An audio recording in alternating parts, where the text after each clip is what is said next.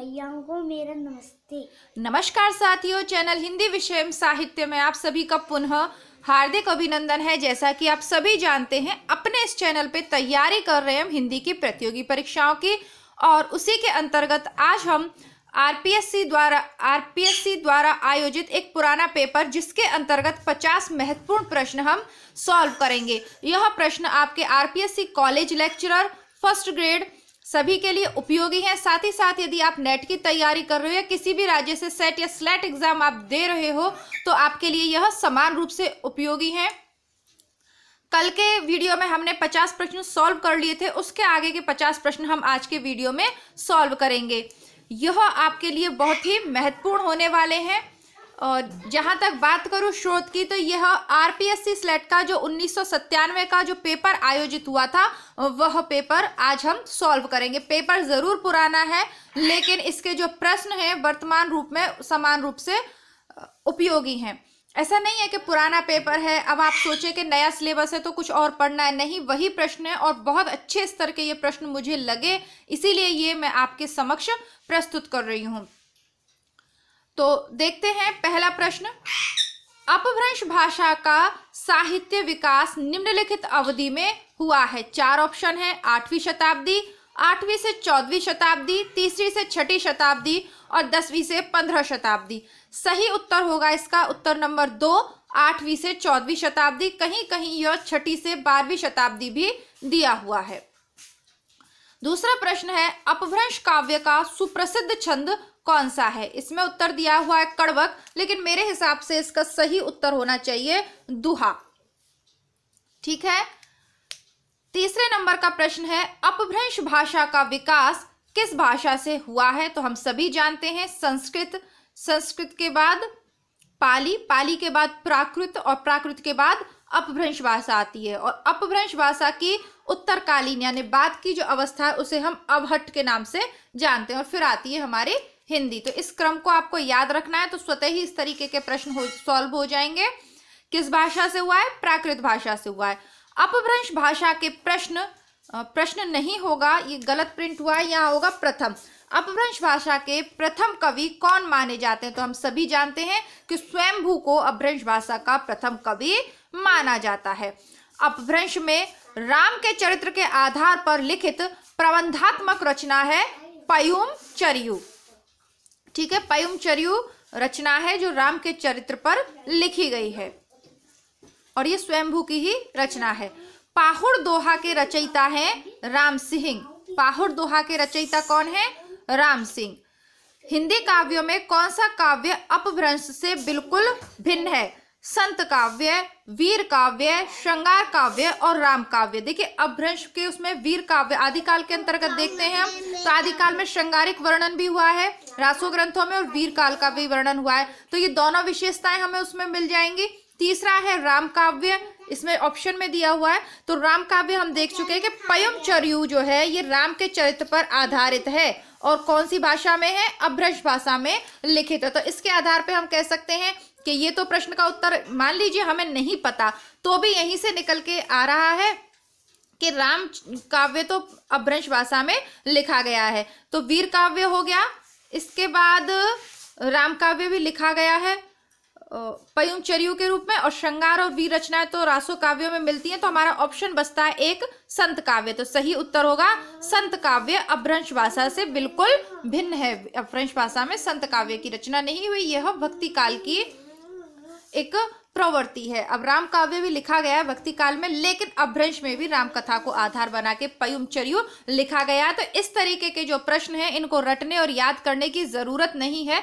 यदि हिंदी साहित्य की तैयारी आपने बहुत अच्छे से की है तो इस प्रकार के प्रश्नों का सही उत्तर आप दे सकते हैं। खड़ी बोली हिंदी का विकास किस भाषा से हुआ है। सही उत्तर है अपभ्रंश भाषा से। ठीक है, खड़ी बोली का विकास अपभ्रंश भाषा से हुआ है, अवधी, ब्रज या दक्खनी हिंदी से नहीं हुआ। हम सभी कल मैंने आपको समझाया था कि अमीर खुसरो खड़ी बोली के प्रथम प्रवर्तक कहे जाते हैं।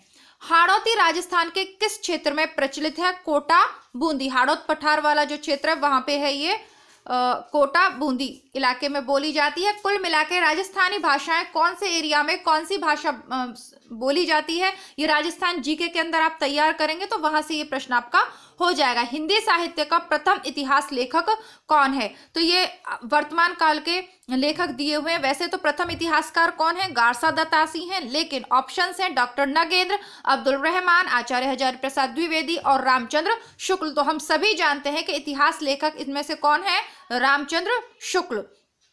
और रामचंद्र शुक्ल का प्रसिद्ध इतिहास ग्रंथ जिसके आधार पर इनकी इतनी प्रसिद्धि है, आज तक ये बिल्कुल सूर्य की भांति हिंदी साहित्य में चमक रहे हैं। इनकी प्रसिद्धि का आधार है इनका हिंदी साहित्य का इतिहास ग्रंथ, जो कि मैंने चैनल पे आपको पूरा उपलब्ध करवा दिया है। वीडियो पे बाकायदा जैसे नाम डाल के वीडियोस बनाए हुए हैं, तो आप अपने, वैसे तो हिंदी साहित्य का इतिहास हमें पूरा ही पढ़ना है, आप कितनी भी गाइड पढ़ लीजिए, कितने भी नोट्स पढ़ लीजिए, असिस्टेंट प्रोफेसर भर्ती परीक्षा के लिए आपको प्रमाणिक पुस्तकें पढ़नी ही पड़ेंगी, ठीक है।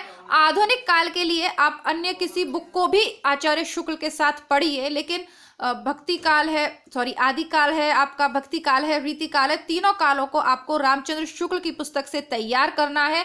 प्रश्न वहां से बहुत ज्यादा पूछे जाएंगे, और यदि कोई विवाद भी होता है तो फिर प्रमाणिक पुस्तक के रूप में रामचंद्र शुक्ल की जो इतिहास ग्रंथ है उसको ही प्रस्तुत किया जाता है। इस तरीके से भी आप इससे तैयारी कर सकते हैं। जो बच्चे शुरुआत कर रहे हैं, पहली बार हिंदी साहित्य को तैयार कर रहे हैं, उनके लिए हिंदी साहित्य का सरल इतिहास पुस्तक है, जिसके माध्यम से आप अपनी तैयारी को कर सकते हैं या अच्छे से समझ सकते हैं, है ना।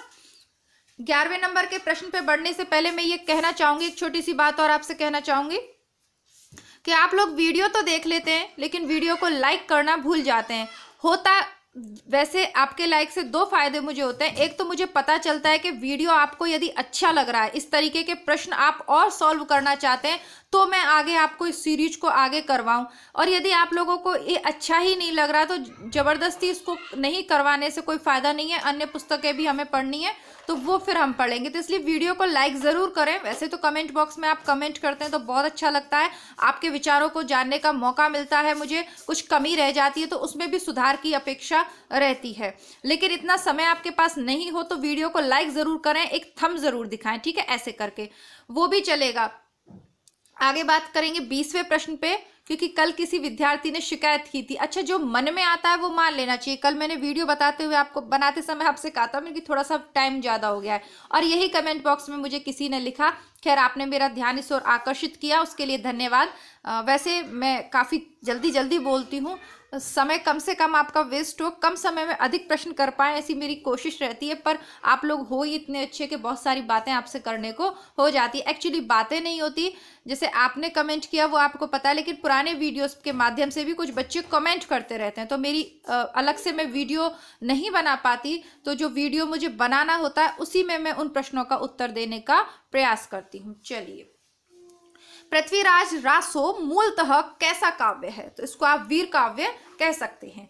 पृथ्वीराज रासो के प्रथम विदेशी उद्धारकर्ता के रूप में कौन प्रसिद्ध हुए, कर्नल जेम्स टॉड, ठीक है, वूलर का नाम है। तो कर्नल जेम्स टॉड ने पृथ्वीराज रासो की बहुत ज्यादा कहते हैं ना प्रशंसा की, या इसको सामने लाया लोगों के सामने, इसके महत्व को उजागर किया।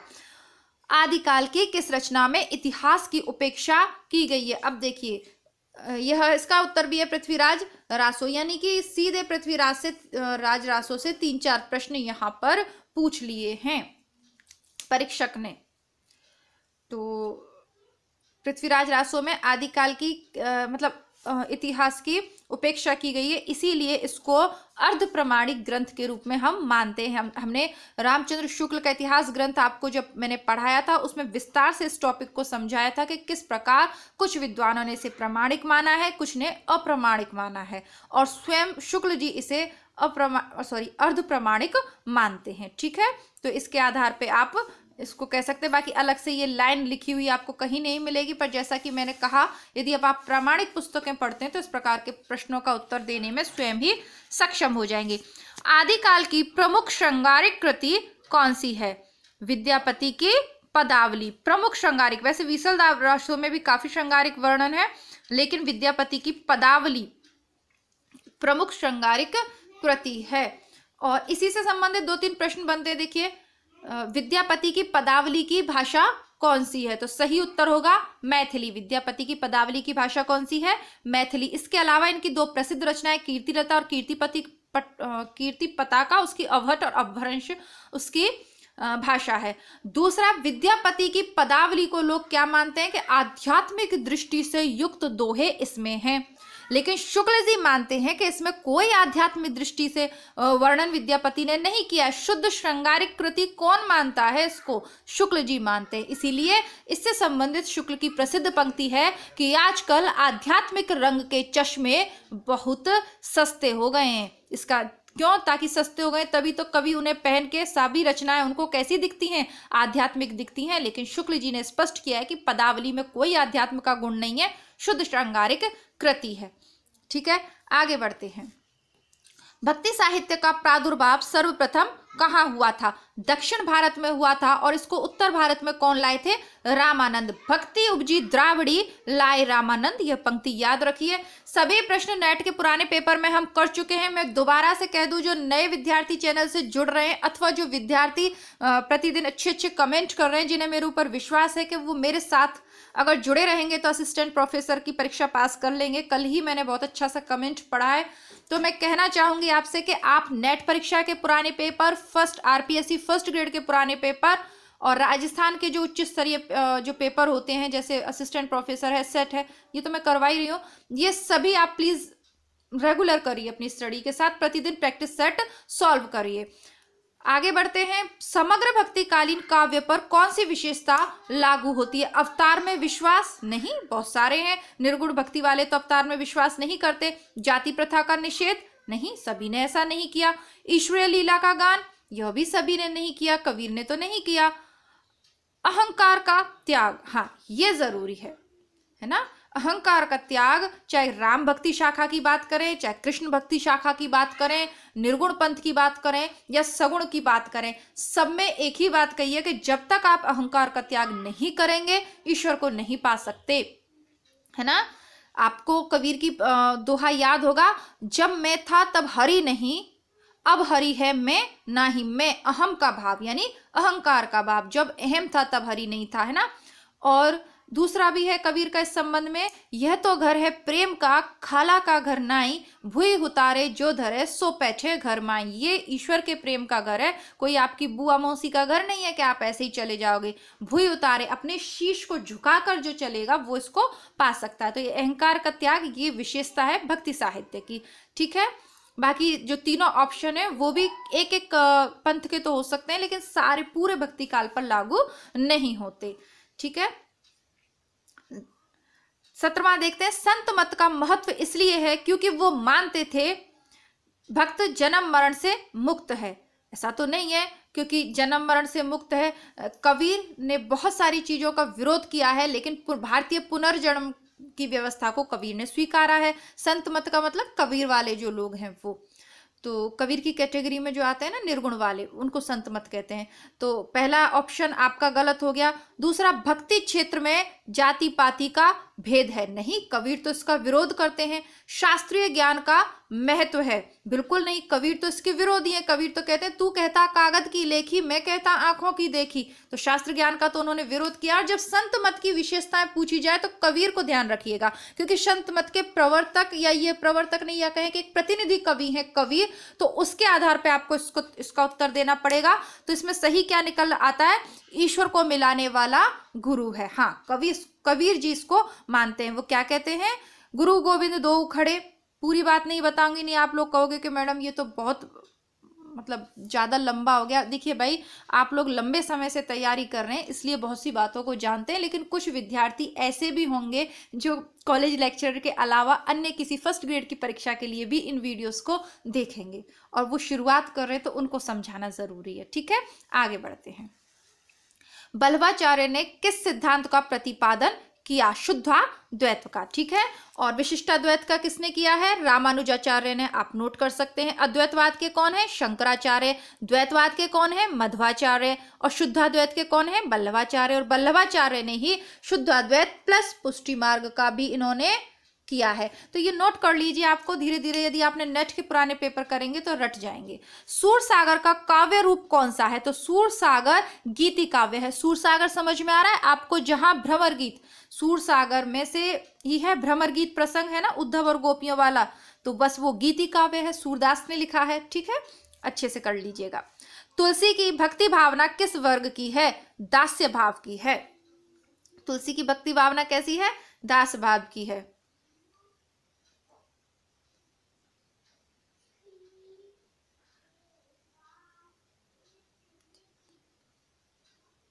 ठीक है, बेटी आ गई थी मेरी, दोबारा देखते हैं। तुलसी की भक्ति भावना किस वर्ग की है? दास्य भाव की है। तुलसी का दोहा आपको याद होगा, या प्रतिदिन आप मंदिर में या कहीं कहीं सुनते होंगे ना कि जे विद होत नाथ हित मेरा, करहु सुबेग दास में तोरा। तो दास्य भाव की भक्ति है।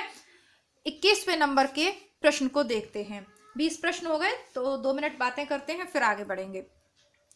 देखिए, आप लोग वीडियोस को शेयर कीजिए। एक छोटी सी शिकायत है, या ये कह लीजिए मेरे मन की बात है, तो वो आपसे ही कहनी है।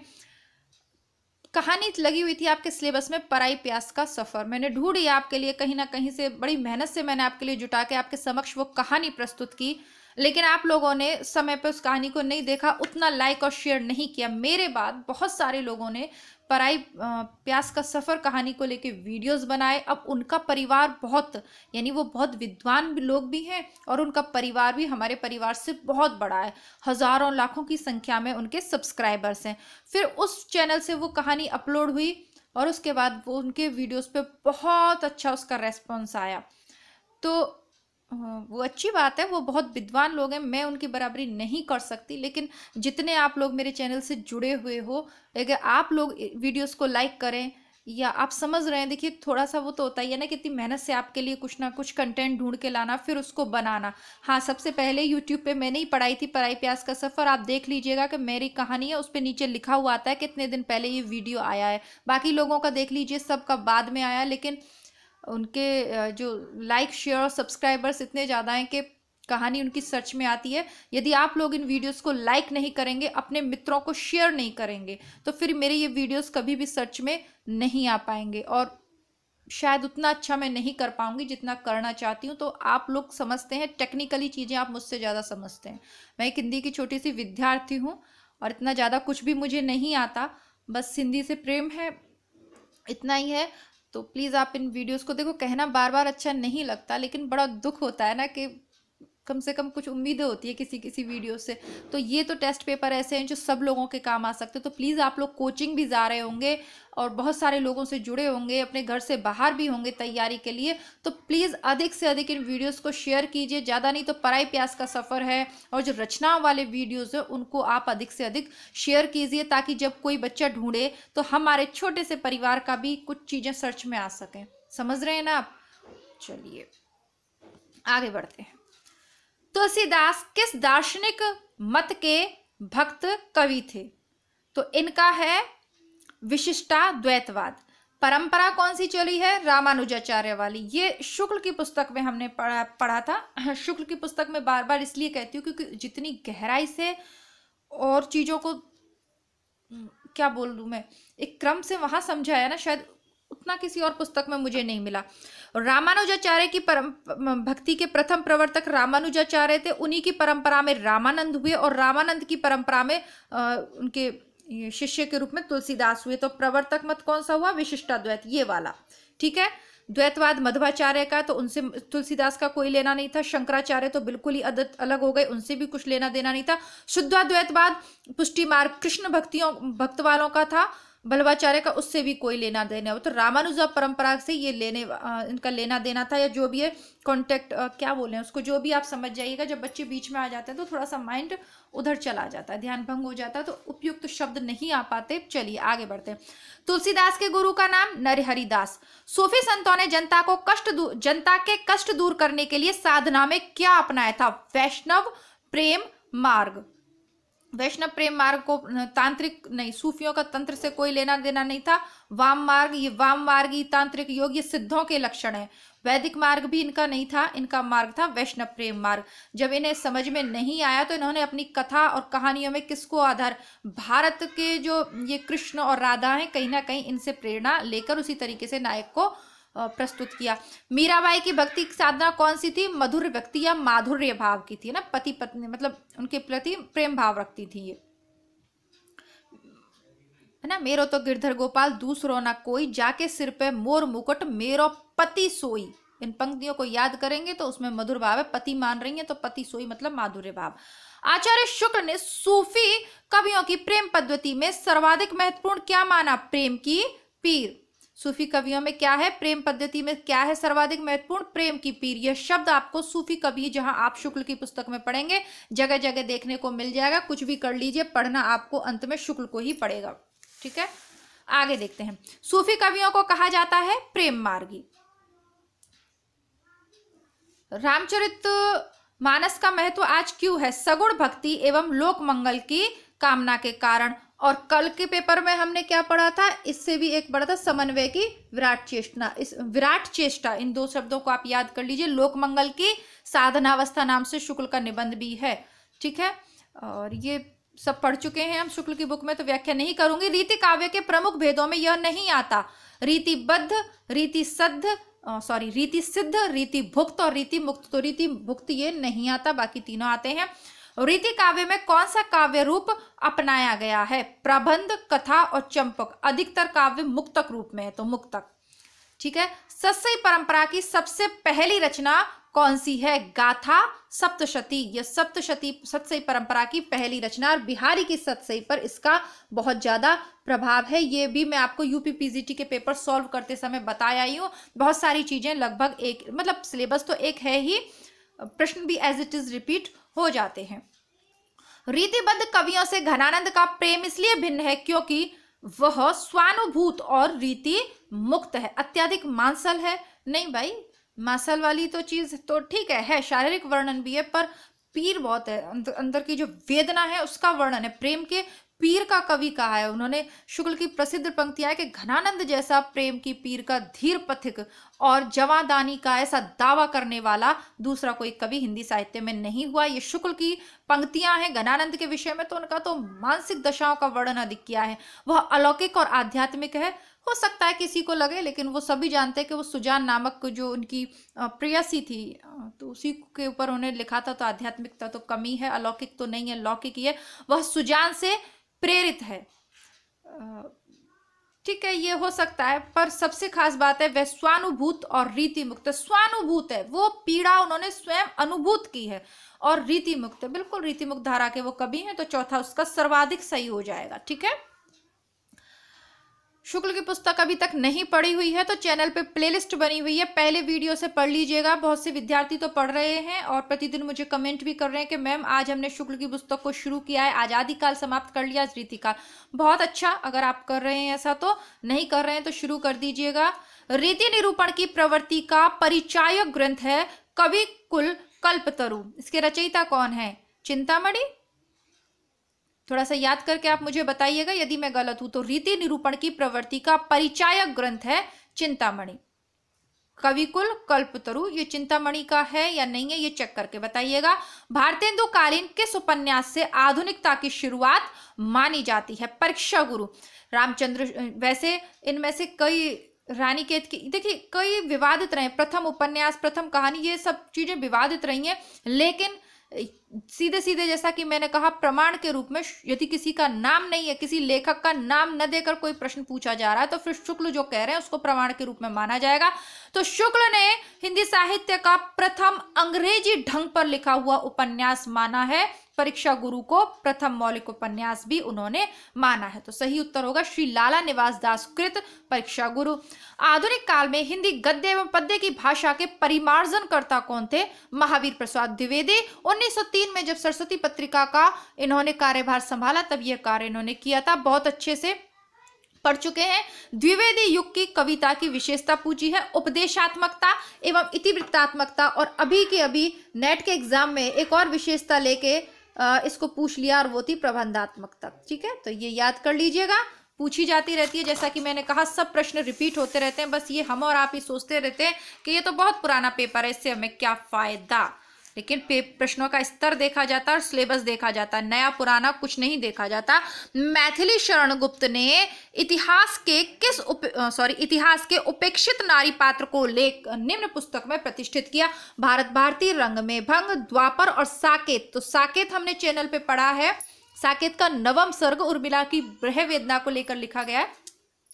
सही उत्तर हो गया साकेत। इसके अलावा यशोधरा भी हो सकता है, विष्णुप्रिया भी हो सकता है, क्योंकि वह भी उपेक्षित नारी पात्रों को लेकर लिखे हुए हैं। कल के एक पेपर में आपको एक गलत उत्तर मैंने बता दिया था, उसको भी सही करके देखेंगे वीडियो के अंत में। वीडियो को अब तक भी देख रहे हैं तो आप भूल जाएंगे, इसलिए कह देती हूँ, पुनः याद दिला रही हूँ, वीडियो को लाइक जरूर कर दीजिए यदि आप चाहते हैं कि नियमित रूप से आपको इसी तरीके के अच्छे 50 प्रश्न प्रतिदिन मिलते रहें। आगे देखते हैं, छायावाद के प्रमुख कवियों में से किसमें गीतों की मधुर वेदना की मर्माभिव्यक्ति अधिक है? तो ये एज इट इज पंक्तियां मिल जाएंगी आपको शुक्ल की पुस्तक में। मधुर वेदना की मर्माभिव्यक्ति महादेवी वर्मा में। जब वेदना की बात आती है तो महादेवी वर्मा का नाम लेना पड़ेगा, और आधुनिक युग की मीरा भी इन्हीं को कहा जाता है। 2 प्रश्न आपके तैयार हो जाते हैं। देखते हैं 38वें नंबर का प्रश्न, छायावादी कवियों में रहस्य भावना व्यक्त हुई है। ऑप्शंस पढ़ते हैं। असीम के प्रति जिज्ञासा के रूप में, बिल्कुल सही है। असीम से मिलन के काल्पनिक सुख के रूप में, बिल्कुल। और असीम से मिलन की इच्छा के रूप में, बिल्कुल सही है। उपयुक्त सभी रूपों में, बिल्कुल सही है, क्योंकि शुक्ल ने माना है कि छायावादी कवियों में रहस्यात्मकता थी पहले, और फिर उसमें मिलन का, है ना, मिलन का भाव है। इससे पहले कविता में ऐसा नहीं मिला कि आप परमेश्वर से इस तरीके का मिलन करना चाहो जैसा छायावादी करते हैं। तो ये विशेषता है, वही पूछी है, बस उसके कुछ पॉइंट इन्होंने अच्छे मतलब अपने तरीके से बना दिए, बात वही है।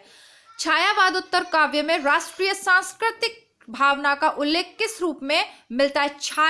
छायावादोत्तर काव्य। ठीक है, जब प्रश्न यहाँ पे आ गया है तो इसी को चेक कर लेते हैं। कल एक प्रश्न मैंने आपको पढ़कर सुनाया था, ये था 25वें नंबर का प्रश्न था कल के पेपर में। देखते हैं, कौन सा कवि उत्तर छायावाद का कवि नहीं है? मैंने आपको इसका उत्तर बताया था नरेंद्र शर्मा, तो यह प्रश्न गलत है। कल जल्दबाजी में मैंने शायद आपको पढ़ा दिया था, तो अर्चना जी ने ये कमेंट करके मुझे बताया था कि मैम इसमें थोड़ा सा संशय है, आप इसे चेक करिए। मैंने चेक करा और मैं अर्चना सिंह को धन्यवाद दूंगी कि उन्होंने मेरा ध्यान इस ओर केंद्रित किया।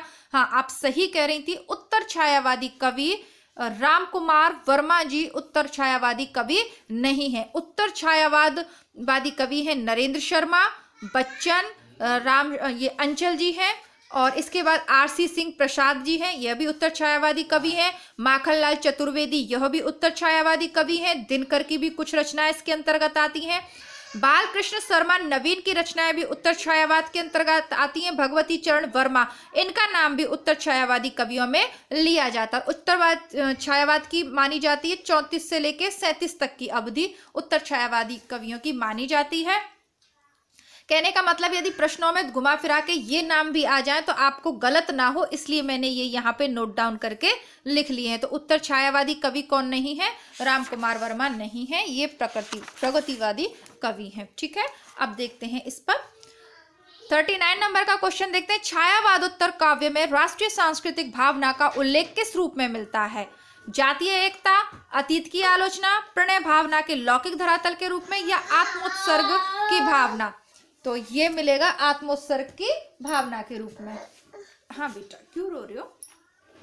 लेटो, अच्छे लेट जाओ गोदी में, बोलना नहीं। ठीक है, मैं अपना काम कर लूं। अच्छा, हिलाओ नहीं मेरा ये।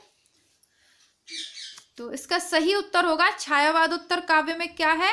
आत्मोत्सर्ग की भावना। प्रगतिवादी काव्य की दृष्टि है दार्शनिक, व्यक्तिक यथार्थ, यथास्थितिवाद, वर्ग चेतना प्रधान। तो प्रगतिवाद यानी मार्क्सवाद से ये प्रेरित है, तो वर्ग चेतना प्रधान। बेटा आप हिलो मत, ठीक है? हाँ, ये खाएंगे, बाद में खाएंगे, अभी पढ़ा ले। नई कविता की भाषा की प्रमुख विशेषता क्या है? रोमानियत से युक्त, बोलचाल की शब्दावली से युक्त, अलंकारिकता से युक्त। तो अलंकारिकता से युक्त तो हो नहीं सकती। बिंब विधान से युक्त, तो नई कविता की भाषा है, बिंब विधान से युक्त। हिंदी साहित्य का सरल इतिहास पुस्तक में से ये सब पढ़ सकते हैं आप। साठोत्तरी कविता में निषेधात्मकता का कारण है सपाट बयानबाजी और बड़बोलापन, ये सही उत्तर है। बाकी ऑप्शंस देखते हैं। राजनीतिक दबाव और मूल्यहीनता, सामाजिक यथार्थ की अतिशयता और पराजय भावना और नैराश्य, तो सही उत्तर है साठोत्तरी कविता मतलब सपाट बयानबाजी और बड़बोलापन। स्वातंत्र्योत्तर नाटकों की प्रमुख विशेषता क्या है, देखते हैं इसको। यथार्थपरक बौद्धिकता, प्रेम की भावुक तथा मानवीय संवेदना, मनोवैज्ञानिक स्तर पर चारित्रिक विकास, और चौथा है जीवन की विषमताओं का चित्रण। तो स्वतंत्रता प्राप्ति के बाद जो नाटक लिखे गए उनकी विशेषता थी जीवन की विषमताओं का चित्रण। जैसे कि मोहन राकेश के आधे अधूरे नाटक को कल की कक्षा में वो प्रश्न था इसलिए याद आ रहा है, आधे अधूरे नाटक यदि आपने पढ़ा है तो उसमें जीवन की विषमताओं का चित्रण है। ठीक है, ये स्वतंत्रता प्राप्ति यानी नई कहानी आंदोलन करता थे मोहन राकेश, मतलब आंदोलन करता थे क्या, नई कहानी करता थे। गुड़िया आ गई है मेरी, तो थोड़ा सा क्या है कि चलिए आगे बढ़ते हैं। आप सभी लोग समझदार हैं सभी, चलिए अब क्या बोलें, चलो आगे बढ़ते हैं। पृथ्वी कल्प के रचयिता हैं गिरिजा कुमार माथुर, और एक इसी नाम से एक नाटक जैसा और कुछ मिलता है, उसके सुमन मंगल सिंह हैं, बट ये वाला जो पृथ्वी कल्प है इसके रचयिता हैं गिरिजा कुमार माथुर। रस निष्पत्ति के सर्वमान्य व्याख्याकार कौन है, भरत मुनि, है ना। संयोग द्रास निष्पत्ति और ये सब वो एक लंबी सी लाइन है ना, वो इन्हीं की है। शब्द शक्तियों पर विचार करते हुए एक आधार अमान्य है, अर्थ संपत्ति, शब्द शब्दार्थ अर्थ ज्ञान का साधन, तो अर्थ संपत्ति पहला वाला। अलंकारों के एक भेद नहीं होता, शब्दालंकार, अर्थालंकार, उभयालंकार और काव्यालंकार, तो काव्यालंकार नहीं होता। दिवसावसान का समय, मेघ में आसमान से उतर रही है वह संध्या सुंदरी परीसी, धीरे धीरे मानवीकरण, परीसी संध्या सुंदरी, संध्या का वर्णन है तो प्रकृति का मानवीकरण किया गया है। छायावाद की प्रसाद जी की शायद ये पंक्तियां हैं, तो मानवीकरण। 49 नंबर का देखते हैं। वह नवनीत कहाँ जाता है, रह जाता है तक्र में, कवि ने तक्र को किसका प्रतीक बताया है, समन्वय का। वह नवनीत कहाँ जाता है, रह जाता है, तक्र क्या होता है, तक्र जानते हैं आप, तक्र होती है छाछ, है ना, तो वो किसका, समन्वय का प्रतीक है। अमूर्त भावों को मूर्त रूप प्रदान करने के लिए कवि क्या प्रयोग करता है, मूर्त, अगर आपको भावों को मूर्त रूप में दिखाना है तो क्या दिखाओगे आप, बिंब का प्रयोग करोगे, एक बिंब विधान करोगे, है ना। ऐसी तरीके से उन भावों को लेखक के समक्ष लिखोगे या प्रस्तुत करोगे कि एक बिंब साकार हो जाए सामने। बेटा तुम मेरा पूरा स्टैंड हिलाए दे रही हो, आपको खाना है यहाँ बैठ के खा लो आराम से, मुझे काम करने दो। हाँ आप यहाँ बैठ के खा लो। तो इसी के साथ 50 प्रश्न हमने कर लिए हैं कल के वीडियो से। ये वीडियो छोटा है तो जिन भैया ने कमेंट किया था कि वीडियो थोड़ा लंबा हो जाता है, तो मुझे लगता है कि थोड़ा सुकून मिला होगा आपको। थोड़ा वीडियो छोटा है, कल का वीडियो और छोटा होगा। मिलती हो कल, तब तक आप इन वीडियोस को लाइक करें, शेयर करें, और मुझे आपसे कहना नहीं पड़े, तो वैसे आप लोग मेरी बहुत मदद करते हैं, है ना, बिना कहे ही आप लोग करते हैं, पर जो लोग भूल जाते हैं। अच्छा एक और बात मैं कहना चाहूँगी वीडियो के अंत में, बहुत सारे विद्यार्थी ऐसे हैं जो वीडियोस देख रहे हैं लेकिन चैनल को सब्सक्राइब नहीं कर रखा है। मैं अभी अपना वो देख रही थी तो उसमें 60% विद्यार्थी ऐसे हैं जो चैनल को देख रहे हैं लेकिन सब्सक्राइब नहीं कर रहे। या तो आपको कंटेंट पसंद नहीं आ रहा, और जो पसंद नहीं आ रहा तो भाई लोगों आप देख क्यों रहे हो मेरा चैनल, और यदि भूलवश ऐसा कर रहे हो तो प्लीज़ चैनल को सब्सक्राइब कर लीजिए। बाकी आपकी जैसी इच्छा। मिलती हो कल, तब तक के लिए नमस्कार, धन्यवाद, जय हिंद। कमेंट बॉक्स में अपने विचार जरूर लिखिएगा।